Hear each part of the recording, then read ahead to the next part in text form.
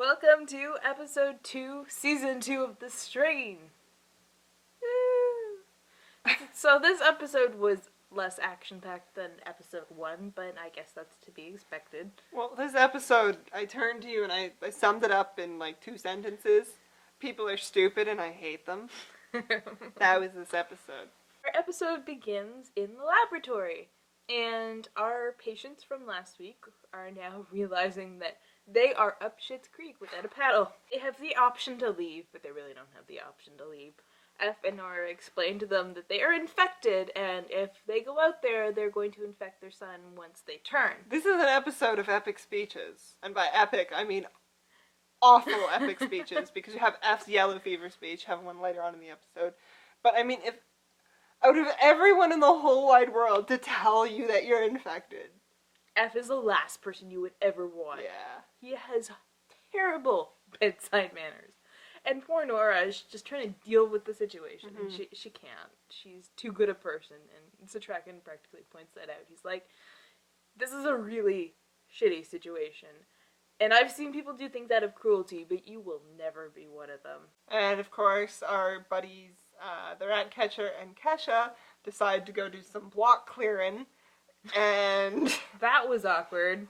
Oh my god, like, okay, like, no, people, yeah, let's just go into a basement, and oh look, the locker room is just full of munchers, as the rat catcher puts it. Like, they're just, like, stacked into those showers, just like a nest. They're just having a good old nap. And so they're like, okay, well, let's kill them off.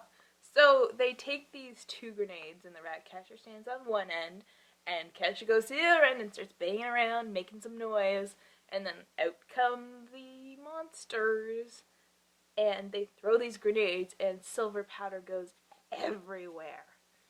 And so it's all glittery as they, like, massacre these monsters. And you get some stylized fighting, too, which was really, it felt really out of place, because you haven't really seen that in the show. Like, you had some strobing effects, and some, like, slashing, slow motion, and, like, head toppling.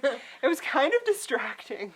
It was distracting, but I think they're kind of trying to glamorize this killing thing now. They're like, now it's their hobby. Make it like a party, guys! You know, totally strobe lights and glitter. I don't know. I really don't know anymore. They have fun killing off the things, and then they decide that they're going to go skinny dipping. And you're watching this scene like, guys, we cleared out one room. Had we looked through the entire building? Because fuck you guys if you die in that goddamn pool. The entire time I was like, I wonder if the worms could survive. I'm gonna go with chlorine. Like, they probably would die when they hit the chlorine. Maybe. We also got to see the rat catcher's butt. Oh, yeah, that's important. We get flashbacks. Moving along from the let's not follow any of the rules about being outside after dark in a zombie apocalypse. Like, we got flashbacks. Satrakan is teaching at a school in Vienna with his wife, and they are approached by a young man in a wheelchair. And oh my god, this young man is very attractive. He introduces himself, and you realize that he is Eldritch Palmer. And the fact that he is so damn good looking is very, very disturbing. Because the creepy old man who's running around in the present is just, no, there's no way that man could have ever been attractive. Just creeper. It was, I can't focus anymore. So you find out that Satrakan and Palmer have a history, which seems a little bit out of place after, like, everything that happened in season 1, that they didn't mention that at all. Yeah. Like, it feels kind of like it was, like, just slotted in in there. Palmer wants to look for the sword cane, and they do, and... But we get this really kind of interesting confrontation. I don't remember exactly how he ends up in this pawn shop, but apparently the sword cane of Sardu has resurfaced, so off Satrakan goes looking for it. He finds it in this pawn shop who's run by a Nazi who used to run his concentration camp. So he scares the shit out of this guy by recounting all the horrible, awful experiments that he used to do on patients, and then Satrakan would have to clean up after him. So he chases this guy down. And this is where I get distracted because yet again we are running through Toronto landmarks that I am very well acquainted with. So all of a sudden I'm like, nope, we're not in Vienna anymore. We are at the exhibition grounds in Toronto. And oh look, that's where I had my prom. But he gets the sword cane. Yeah, the guy ends up getting away, but he drops the sword cane, and Citraken goes, and he goes back to Eldritch Palmer, and I'm not sure why Eldritch Palmer let him keep that sword. I totally expected him to take it away. Me too. But he didn't. He just kind of was like, oh, good, you got it. Moving on. There's this book. Here you go. And so, this is where Citraken finally gets introduced to the Luma book.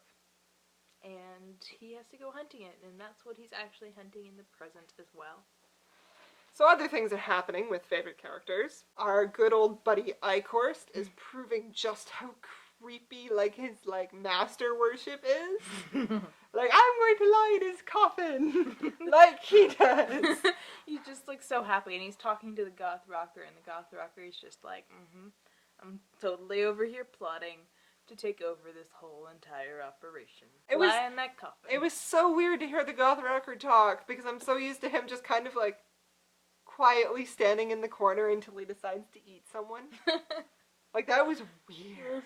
I have a theory about this whole, Master Ascension thing, which is going to be, the Master's going to choose the Goth Rocker, and Eichorst is going to be so sad.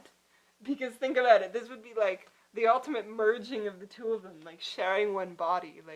He becomes part of the Master again. Think about, It's just, it would make him over the moon if the Master decided to take him, but he won't. No. He's too useful. He really is. That's his biggest crime, I guess. Kelly is doing her thing with the children, the creepy, creepy children. I think that was the, commercial, and it cuts to the children, scuttling, and I'm just like, great, this is what I need. This is the nightmare fuel that I need in my life. And so she's going around, she's kind of inspecting them, I guess, for weakness, because she breaks one's neck.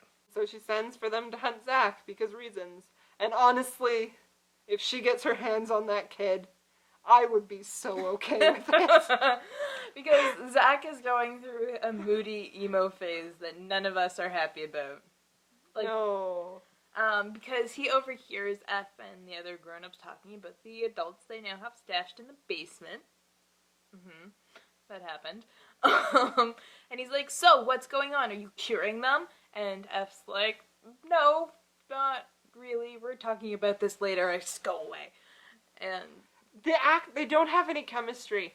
The actors, no. With Zack from season 1, there was some serious chemistry. I believed that F cared about him. This is just I can't. It hurts a little bit. Other things that happen. Eldritch Palmer is opening up food dumps, which totally freedom cards, everybody. Woo! Oh, that was my favorite because it was clearly at Costco. He gives a speech written by the younger woman that he's creeping on, and he had just told her to write him a speech that made him look good, and he's reading it, and he's like, "You didn't come here to listen to some blowhard speak," and he's like. Turns to her, he's like, really? And the crowd laughs. He's like, oh, they like it. So he's making his grandiose speech, which is, I hate to say, probably the most, American thing I've ever heard in my life. He's like, New York is like a family, and I'm like, no, it's not. I've been to New York, that is not, maybe it is. Maybe it is like your family. Yeah, maybe that makes sense, actually. He's just making this grandiose speech, and then it goes off without a hitch, and everybody's like, oh, thank you, and they're signing up, and they're taking down their medical information. You're like, oh, good, give this creepy guy your medical information. This is all he needs to know. And then in walks Citraken, and he's like, oh, you think you've won, but I'm on the trail of that book you put me on. That scene was great because, they have their awkward conversation and the rat catcher sets up an explosion and they just kind of, saunter out. It's just like, oh, we're so badass. The city is finally starting to try and do something. The mayor is trying to get people to do something. People have realized that CDC guy is sketchy. And like, oh yeah, they're totally soldiers. And this woman's like, bullshit. I've seen like a handful, like protecting the government buildings, like. And everybody's just like, what are you doing? He's just like, oh, quarantines, no. We're like opening up these quarantine zones, and I'm like, those are probably full of like vampires. And they'd probably just like let them out at night. Yeah, just like contaminate. That woman is so doomed. I don't want her to be, though, because I like her. Yeah, she's so no nonsense. She's like, I'm actually gonna go out and I'm gonna do stuff. We're gonna reclaim Staten Island. Like, you people can sit in this room and do nothing, but I have work to do. And I'm like, I am 100% behind you, but you're gonna die. Folksy and Gus weren't in this episode. I know. Damn, they're the two that I am the most interested in right now, because we really have no idea what Folksy wants Gus for. Yeah, well, he's like the daylight like he's the daylight walker. He can go around and do stuff in the day. That's basically what they're keeping him around for. But their eyes during the day. Yeah, but he's not looking at it. Like, he has to do something, right? Like, they're just like, oh, we're keeping you around, but stuff happened. Probably one of the more boring episodes of the show. I think so. Hopefully there are more exciting episodes to come. We will keep watching. I'm not sure for whose benefit anymore, but you know. We just can't, like, we can't not watch it, right? Like, we see Del Toro's name and we're just like, alright. So yeah. Let us know what you thought of this episode. Yeah, tell us in the comments. See you guys.